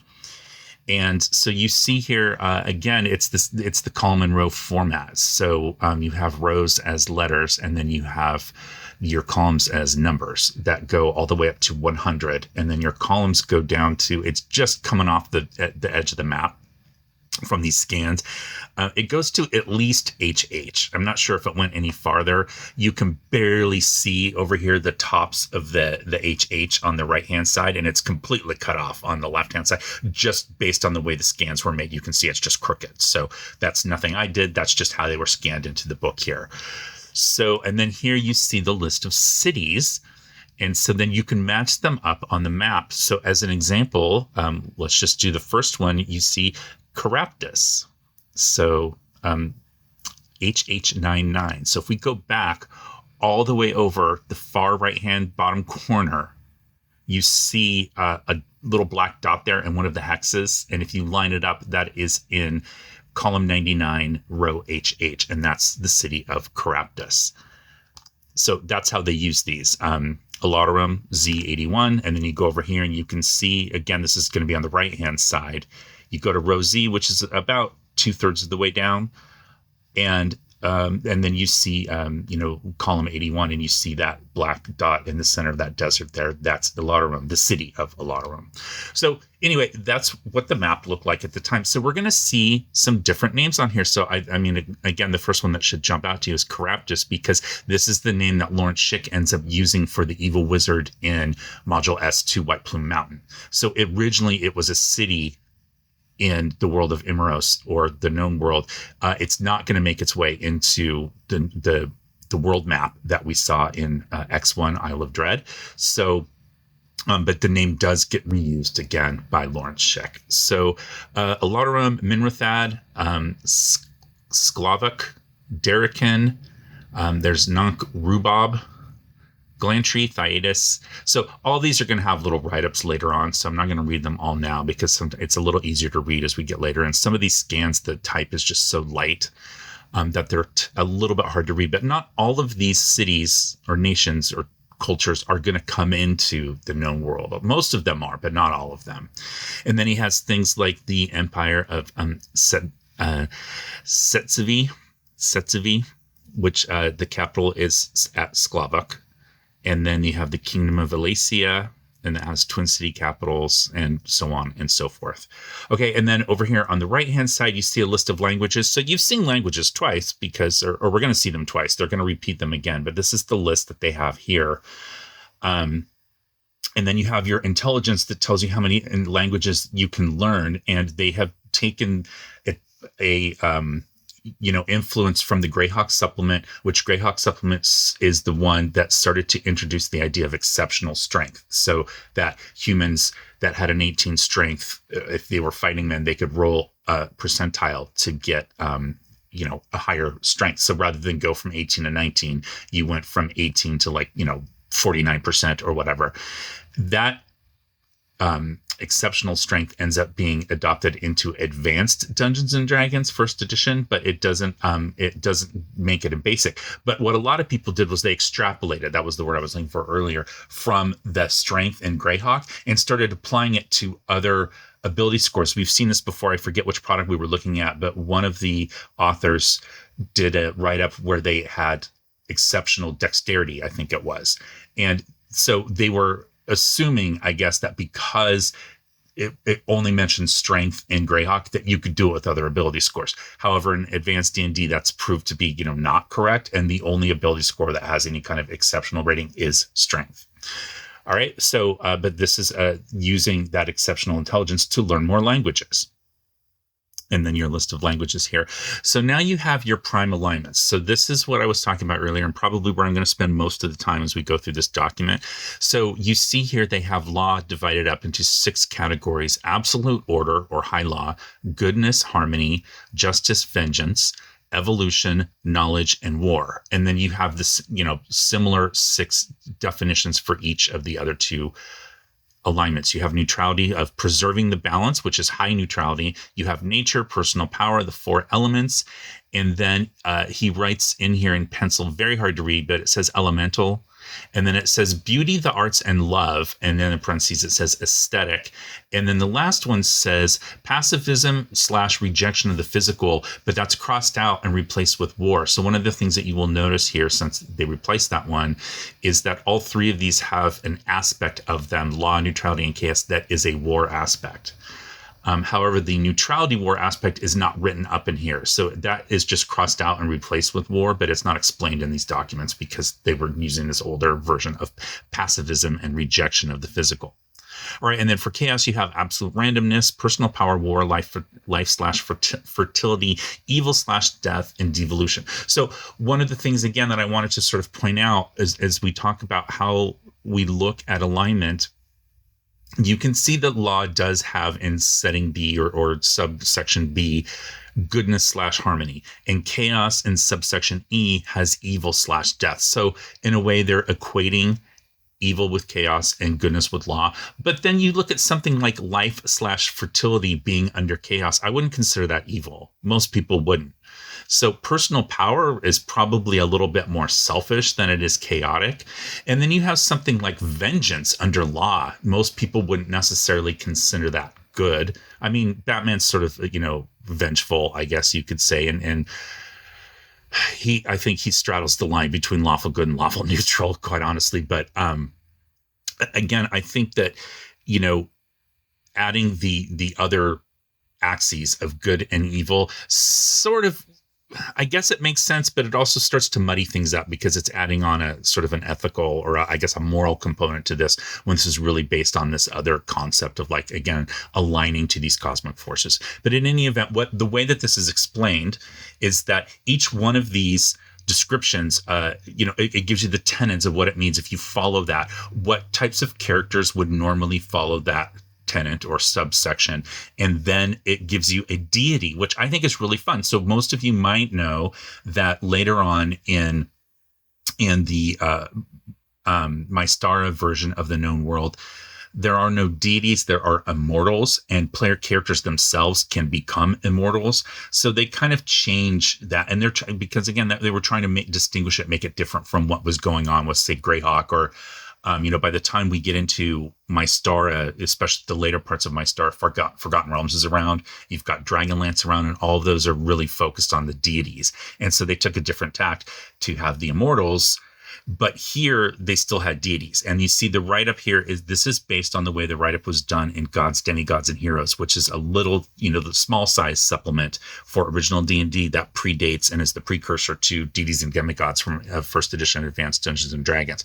But you see here all of these prime deities have 300 hit points. And the reason for that is because that was the maximum that you could have for the head of whatever that pantheon is. So as an example, Ra is the head of the Egyptian pantheon in God, Demigods, and Heroes, and he has 300 hit points. Similarly with Zeus and the Greek pantheon has 300 hit points, etc. So this is setting these up as being like the prime deity of that particular, tenant. So for absolute order, the prime deity is Morilaram.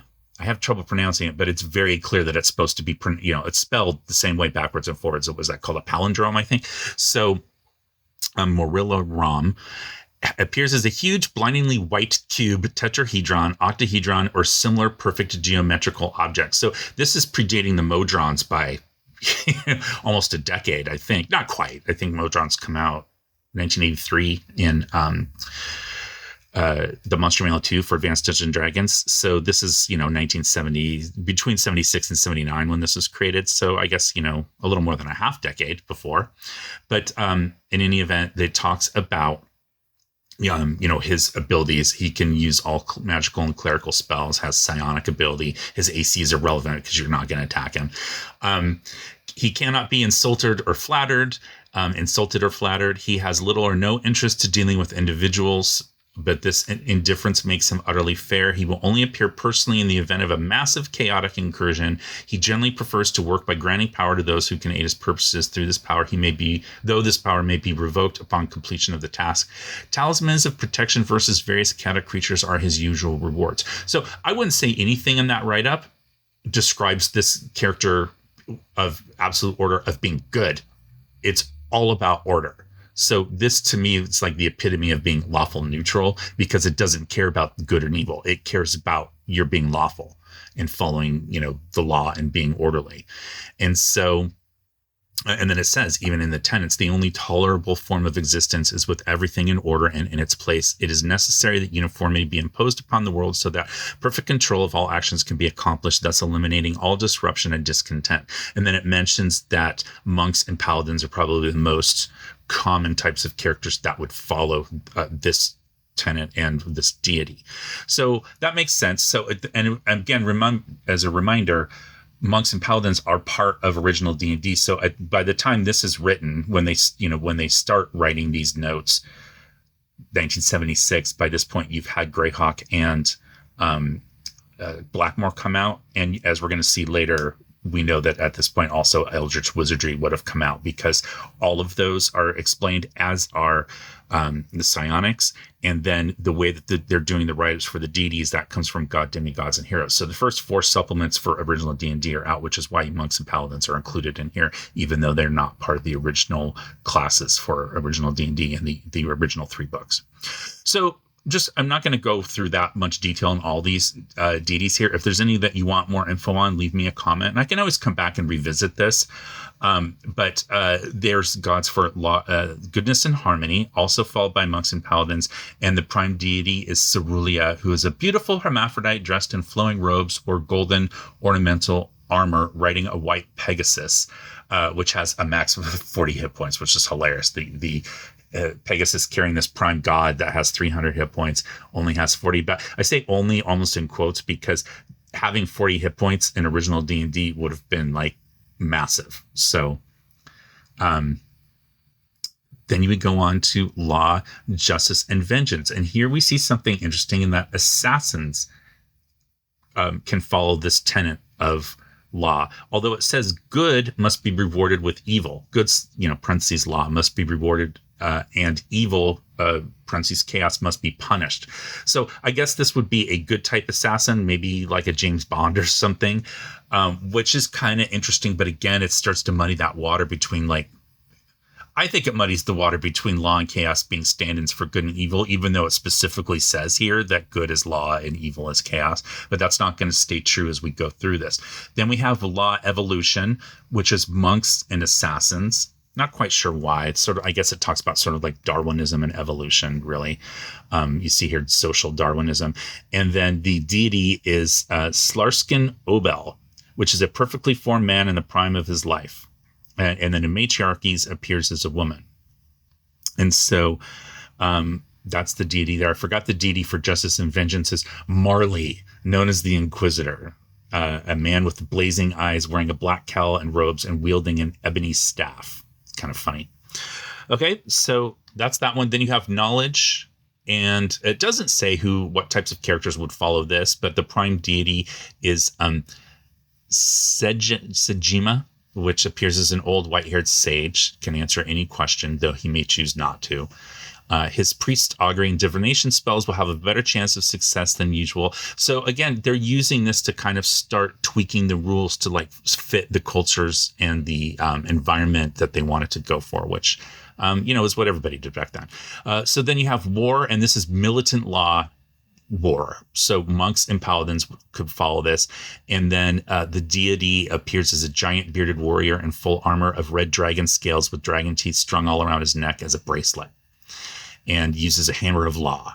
And then you have neutrality. So this is the first one in neutrality, and that's preserve the balance. And that's paladins, which technically doesn't really make sense because paladins are described in Greyhawk as being fighters who can become paladins if they have been lawful since the start of their career. So a paladin is a lawful fighting man. And so to have them follow neutrality here technically doesn't really make sense. But it does say here, and it explains neutrality and perfect balance very well. It's the careful balance of law and chaos in equal parts. Living creatures need both the order of law and the constant change of chaos. Through evolution, all things move towards perfection, but chaos ensures that all possibilities will be tried, and law ensures that only the best will survive. And so law and chaos themselves are dead ends, but you need both of them, which is, an interesting way to look at it. And then the prime deity here appears as a mighty titan. It's Manturin. Appears as a mighty titan struggling under the weight of an immense balance, which he wears as a yoke.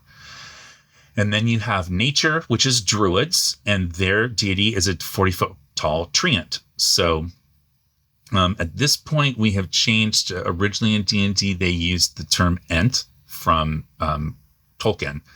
But then later on, because of issues that they had with the Tolkien estate, they changed it to treant. So this is post that happening, and they're using the word treant. Okay, and then you have personal power, neutrality, and they appeal to assassins. Totally makes sense. So this is all just about, again, a little bit of selfishness, right?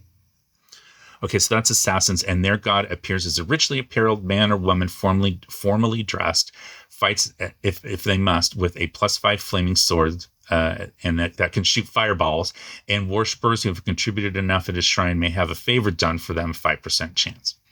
Okay, and then it just kind of goes on. You can request aid from a kobold or a cavalry brigade, depending on the mood of Rasan Korya, who is the deity.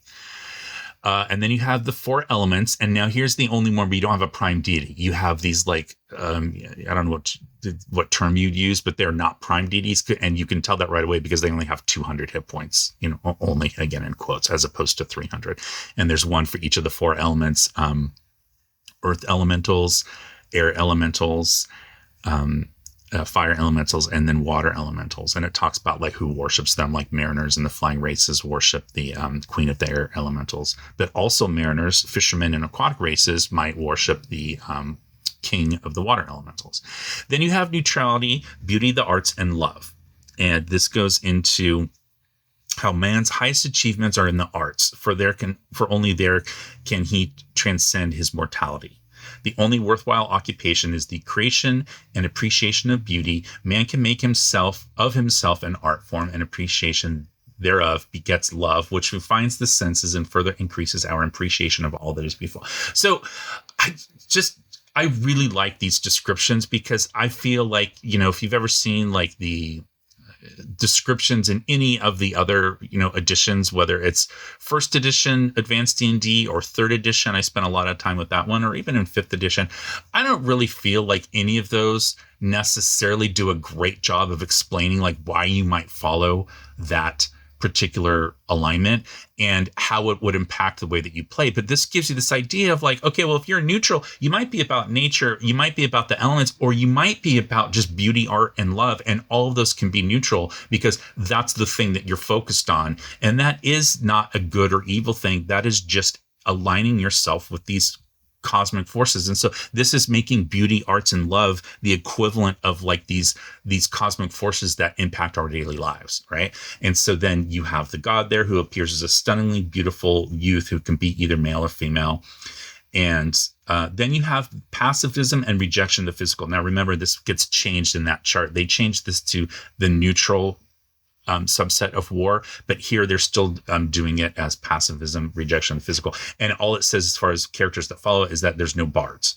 And so the physical world is but a phantasm, as true reality lies within the mind. To reach perfect understanding of the mind that concerns the body, and it must gradually be removed until only the inner mind remains. Law and chaos are mere figments. A passive attitude towards the world is cultivated so as not to interfere with mental concentration, and in the hope that ignoring physical reality will make it go away.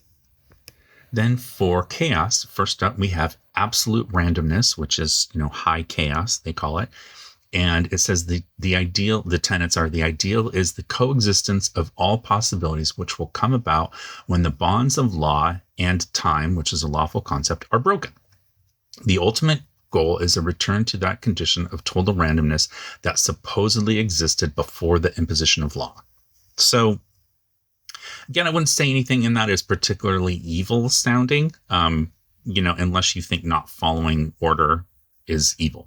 But then the deity here is Carnawen. Sorry, it's a little difficult to read, but this is your kind of very Cthulhu-like deity, a formless, sizeless, timeless mass.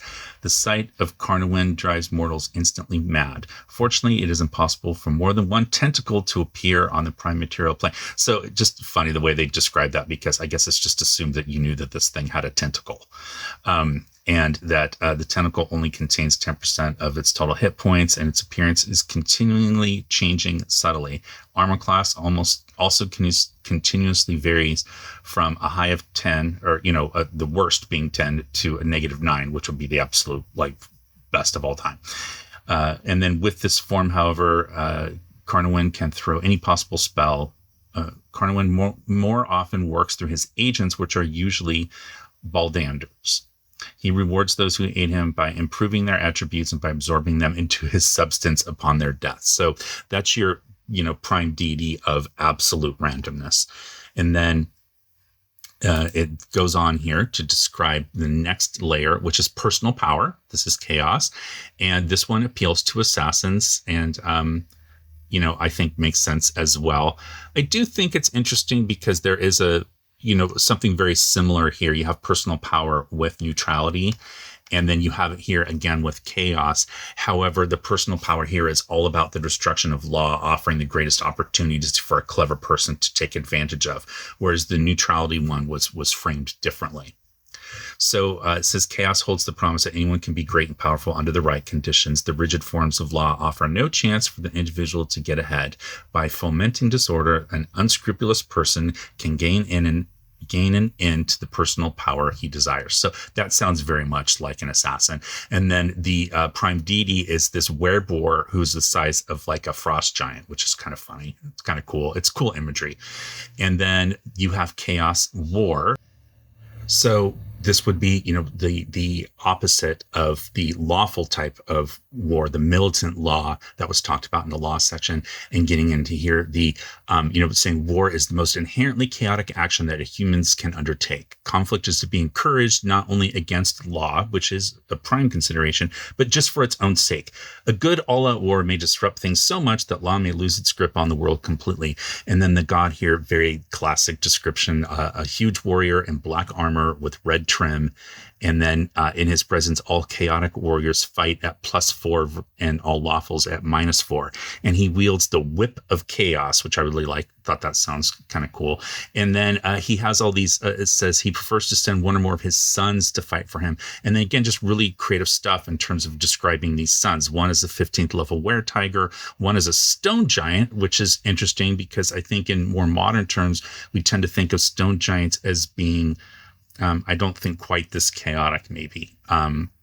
But then there's also there's an orcish demigod that is one of his sons, and then there is a winged 10th level troll, or there's also a 20th level demi-balrog.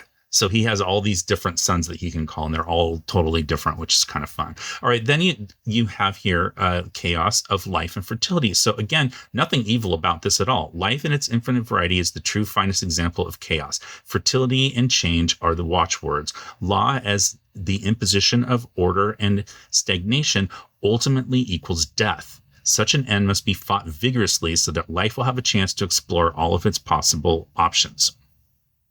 And then the prime deity here is Timanamat, which is also very close to being a palindrome, but it's not. And I was wondering if that was on purpose because it's chaotic, and being a palindrome would be too perfect.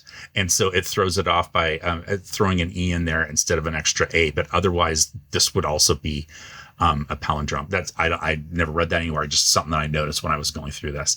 But appearing as a full-breasted, wide-hipped woman carrying a cornucopia from which she can pull any form of life she desires, including creatures to fight for her. And then she, has spells that she can use to, fix dry wasteland to make it become fruitful. And then it mentions that farmers, barren women, and sterile men are her most common supplicants. So again, absolutely nothing evil. That's a pure description of chaos not being evil, but still being chaotic. Then you have evil and death here. So again, this being followed by assassins. So assassins show up quite frequently in here, as in terms of what gods they're going to follow or what tenets they're going to follow. Random wickedness and cruelty, so that's part of it. And then the god here is Golod, who has a squat body and 4 arms that end in taloned hands, and his face is flat and apish with tusks protruding from his mouth, and tattooed on his chest is the yellow sign. So I love that because there's no description. The assumption here is that you're well read enough that you would have read the yellow sign and know what that is, which it's cool. It's definitely highly recommend checking that out and reading that story. And I just forgot the name of the author. I will put it up on the screen here, and then you can look it up. I've read it, but also listened to it on YouTube, people reading it, and it's just a really weird, creepy. It's not scary at all. It's just it's definitely weird in an unsettling way, and it fits perfectly, I think, with a chaotic deity. I'm not sure I would have put it with evil and death necessarily, but it's a cool thing to just include in here, because I guess that even at the point that this was written, it would have been non-copyrightable or open source, whatever you want to call it, that you could use that. Okay, then you have devolution. It says it is possible to return down the ladder of evolution to the primal oneness of the beginnings of life. And the deity here, again, very Cthulhu sounding, Sog Morthoth, who appears as an amorphous creature about 40 feet in diameter, oozing greenish slime from its surface and sprouting tentacles and pseudopods apparently at random. So those are sort of your deities and your tenets of the different types of law, chaos, and neutrality. Now we're going to get into these handwritten notes, which were scanned and put into this book. So Shannon Appelkline kept them in the original handwriting when he got them from Bill Wilkerson. And instead of, retyping them, just use the original handwriting, which is fine. It also just gives you a peek into this is very indicative of the era. I particularly like this because my notes for my campaign world that I started back in 84-ish, 85, around that time. I started playing in 81 and I started working my own campaign world around 84, 85. Also written on yellow paper. So mine was legal pad, whereas this looks like letter size. But other than that, this just reminded me so much of my old notes. And of course, I still have my old notes because, I don't throw anything away like that. But this is the history of Imirrhos. And what's interesting here, and I'm not going to read all of this, it's pretty text heavy, pretty dense. But what I loved about this is reading through it, a lot of the key beats and the key elements that are talked about here are things that were kept in the future of the known world and Mystara. So he talks about essentially a cataclysm in here, caused by magic, which is part of, if you know your history, that's part of how the nations and the cultures and stuff on the known world and then later Mystara developed. So talked about that. And then you see in here repeated a lot of the same different cultures and nations that are going to stick with us and be part of Mystara all the way up through the last publications from the TSR era. And then he talks about things like says each faction was aided by its own high-level magic users who researched and used forbidden spells in an effort to gain an advantage for their side. The anarchy continued and finally culminated in the Battle of Eraton Vale, where the two largest allied coalitions struggled for the soon-to-be meaningless title of the Emperor of Thanagioth. I never knew how to pronounce that one. That's the archipelago where the Isle of Dread is placed in Module X1 is the Thanagioth archipelago. But here it's a little bit different, okay? But still, it's really cool. It even uses the word cataclysm down here at the bottom of the left-hand page. Civilization slowly stabilized in the aftermath of the cataclysm, and it talks about all these city-states that grew up in the wake of the cataclysm. So a lot of the main story elements are here. It's just a lot of these nations, not a lot, some of the nations end up not being included. So I think the big one would be, it talks about how the main two rivals were Theatis and then the Republic of Darrican. So the Republic of Darrican is in the known world. However, the main rival of the Empire of Theatis is Alphatia, or if that's how I've always pronounced it. I don't know how other people pronounce it. I always called it Alphatia. But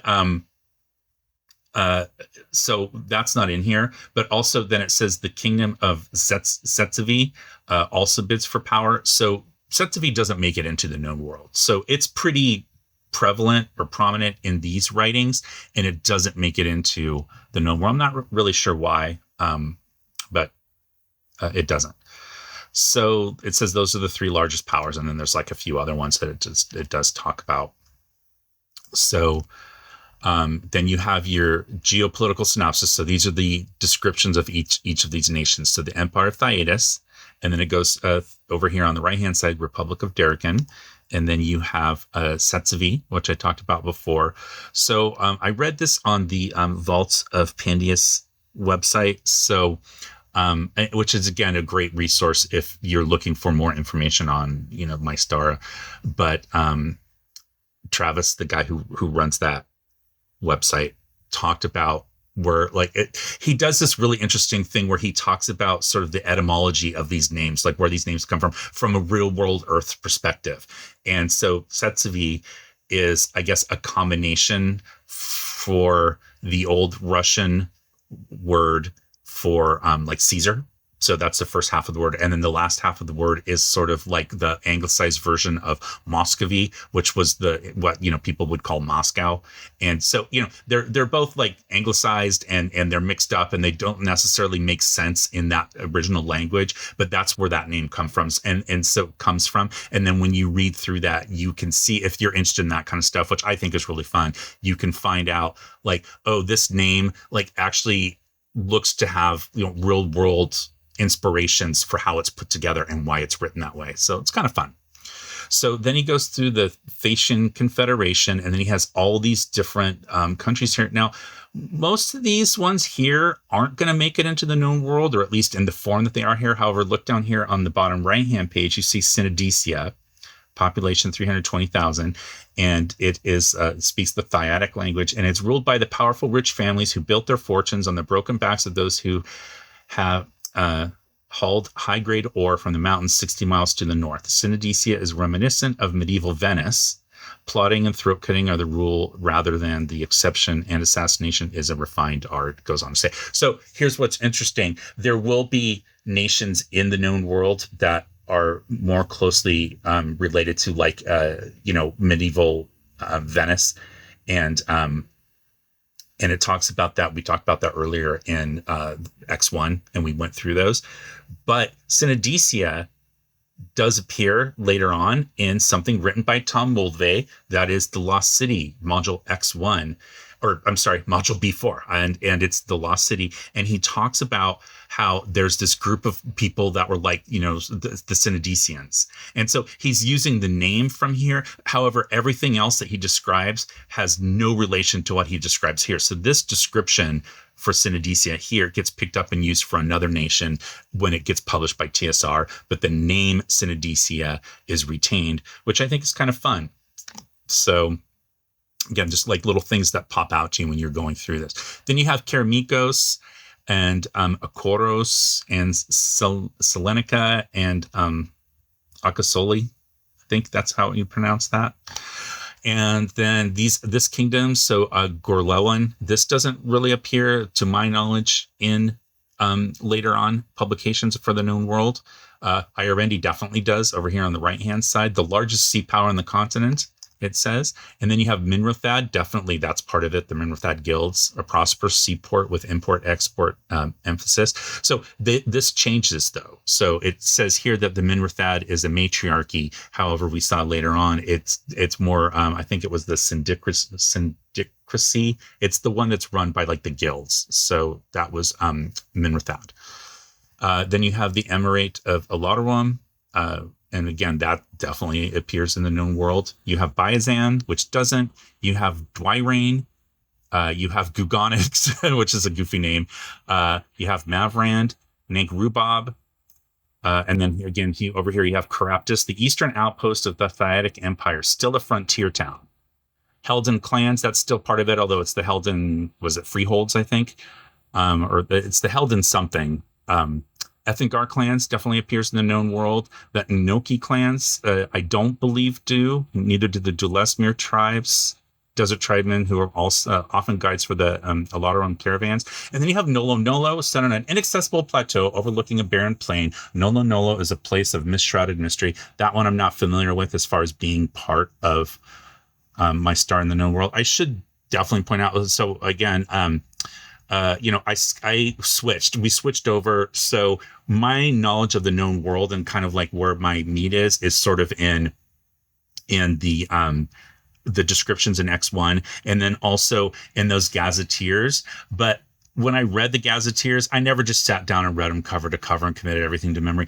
I was picking and choosing. And the only reason I was buying the Gazetteers was not to use them to run games in. I was buying them as inspiration for my own campaign world. So that was my main reason for buying them. I also liked the cover art by Clyde Caldwell. I think he did at least most of, if not all of the covers on those. And I did like those. So when I picked up even like the PDFs, I wasn't reading them to learn necessarily about the history of Mystara. I was looking for, I can grab this and use this in my campaign setting. So some of these where I might say like, that doesn't exist in the known world, Mystara, you guys might be saying, yes, it does. And that's totally fine. So go ahead and correct me in the comments and let me know. I'm trying to tell you why I would say that. So it's not, this would not be a case where I forgot something. This would be a case of like, I probably just didn't know that because I don't have the world committed to memory. So that is the end of this particular section. Now I talked again, there's a lot of really cool stuff in here in these books where it talks about, again, things like non-human player characters and different, these are almost like skills, right? Crafts, master crafts, and guilds. And then it talks more about non-human characters. And then it talks about different modifiers for different ability scores and psionics. And there's a luck score that you can have. And you see that here. And then also they do very similarly, I think, to what we saw in the Warlock stuff, where they had started to make all these like, multi-class combinations. Now this, it's hard to say what the inspiration was from this because we know that this world was being worked on between 76 and 79. So by 1979, they would have seen stuff coming out for Advanced Dungeons and Dragons, which does have multi-class combinations. However, when they started this all the way back in like 74, and then when they first started kind of condensing it or creating it in a more formed where like everybody could use it in 76, multi-classing didn't exist. So I'm not sure if this stuff here where you see like cleric magic user and fighter cleric and thief cleric and stuff, I'm not clear if this is inspired by Advanced D&D or if it's possible that they had seen the write-up for the game Warlock, either the original one that was done in Spartan number 9 or the complete Warlock from 78. I know the one from 1978 has a lot more class combinations. So Zach Howard pointed that out to me because I don't have access to the Spartan number 9. And he mentioned Spartan number 9. I think there was a couple of them, but like the complete Warlock is where they really blow it out. So it's possible that these guys had seen that. It's also possible that they just came up with this on their own. So 3 different options here. If anybody knows for sure, definitely let me know. But again, if this is stuff that you want to see more of, you want me to go through this kind of stuff, leave a comment below and let me know, and I can do a follow-up video on that. But as for now, that's going to wrap up our look at the known worlds, aka Mystara, aka Imirrhos, whatever you want to call it, or all three kind of, and really being, again, the second world published by TSR for their fantasy role-playing games, and very specifically, ones created by fans of the game first and then purchased by TSR and brought into the world, and it was created to play games of Dungeons and Dragons, whereas most of the other worlds that we've talked about before, whether it's Blackmoor or Empire of the Petal Throne, or even like worlds like the Forgotten Realms, was not even created for D&D. It was created long before D&D even existed, and then it was kind of converted into that later on. So Greyhawk is sort of the one that's kind of like straddles the line. I always say it's D&D's first official campaign setting, because it was created to play test what would become D&D and then published later on. So I think that counts. But you could make an argument that if you're going to call Greyhawk that you also have to include Blackmoor. Interestingly enough, Blackmoor is going to be inserted into the known world later on in the 80s. They put Blackmoor into Mystara.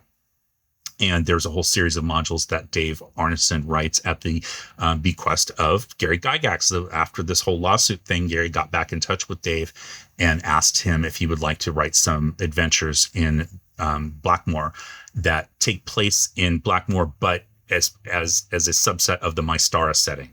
And so those are kind of fun and interesting as well.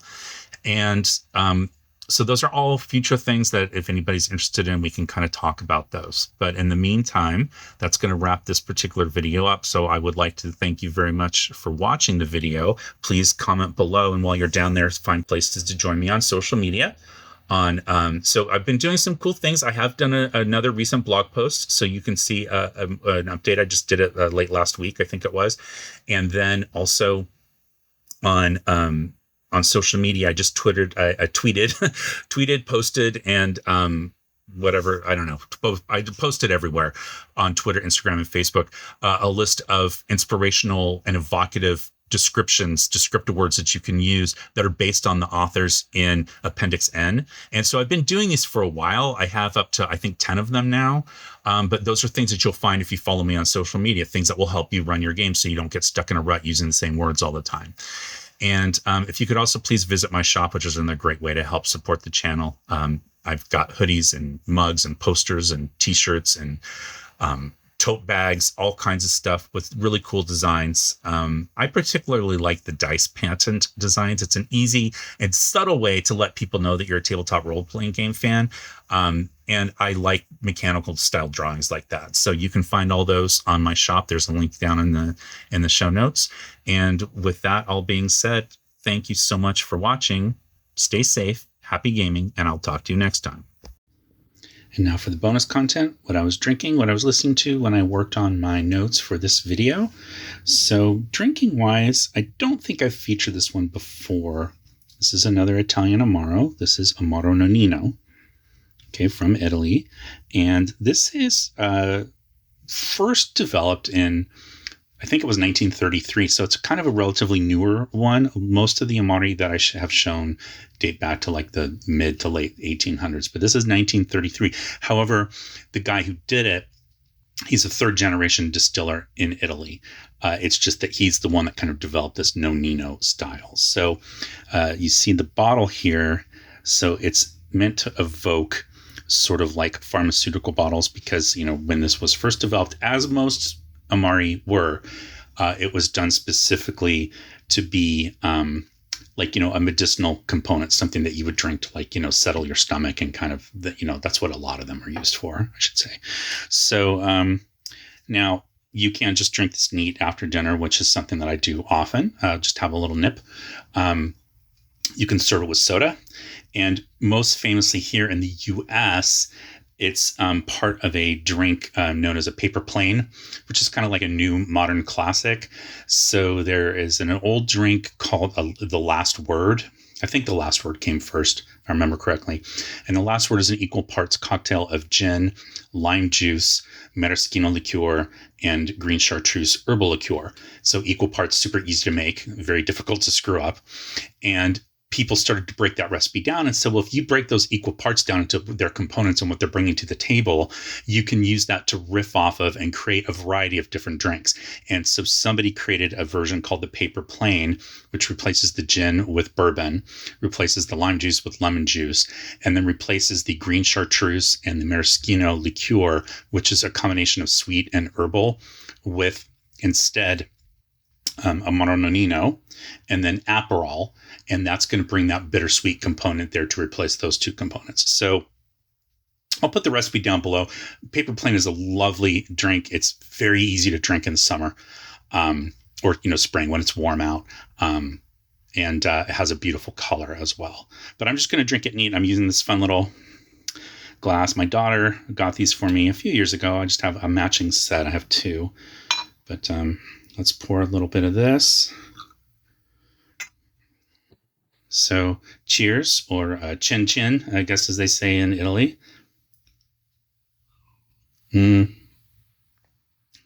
Yeah, so I drink these so much that like the bitterness, I mean, it's still there, but kind of gets lost for me. Much more approachable than something like a Fernet that I've talked about before. This one's got a little bit more, it's like warm and kind of some spicy notes to it. Definitely doesn't have like that menthol that the Fernet has. And it's not as aggressively bitter. It's a nice balance between bitter and sweet, which is what these are supposed to be. So again, plays really well on cocktails. Now, what I was listening to, because both Tom Moldvay and Lawrence Schick, who created the known world that we were talking about, they met in Ohio at Kent State, and that's kind of where they lived for the majority of their lives. I think at least Tom Moldvay, I think, lived there. Other than when they went to Lake Geneva, right, to work at TSR. My memory serves is that Tom Moldvay returned to Ohio after he left Lake Geneva. And so I was like, oh, I should feature a band from Ohio or a group from Ohio. And of course, there's the Ohio Players. I mean, that's the natural one that you just go to, right? But there are so many bands that come out of Ohio. The Black Keys are from Akron, which I thought would be a good match because Akron was where I think some of the people in Tom and Lawrence Schick's group, like their D&D group, where they lived. However, I don't have any Black Keys on vinyl, oddly enough. So I was just looking through my collection, and I thought that I had some, and I do not. So I'll have to remedy that. But 21 Pilots is out of there, and Nine Inch Nails, and just so many different people. Dean Martin. The only Dean Martin I own is his Christmas albums. So I thought, well, I don't want to feature a Christmas album right now. Art Tatum, very famous jazz piano player, one of my favorites, is another one that I have CDs. I don't have it on vinyl. But then I remembered the Isley Brothers. So this classic album, 1977. This is their 15th album when this came out. And it was a commercial and critical hit, one of their biggest albums ever. 1977, so this would have been coming out and been, at the tops of the charts when Tom and Lawrence were working on their campaign setting. So they started working on it in 1976. So 1977 is still very early where they would be working on this. So classic tracks on here. If you're a fan of Ice Cube, you will definitely recognize Footsteps in the Dark. If you don't know this album already, but a classic funk album. The Isley Brothers have had a huge impact on pretty much any R&B and funk band that came out after them. So I highly recommend checking this album out. It's just a fun listen. It's just going to put you in a fun mood. I needed to be in a good mood lately. A lot of stuff's been going on, and this is something that just makes me happy. So I would throw this on, and again, just kind of like try to enjoy your time while you have it. All right. So cheers again, everyone. Like I said, chin chin or salute. And thanks for watching. Please check out some of these other videos over here to learn more about the history of D&D. And I will talk to you next time.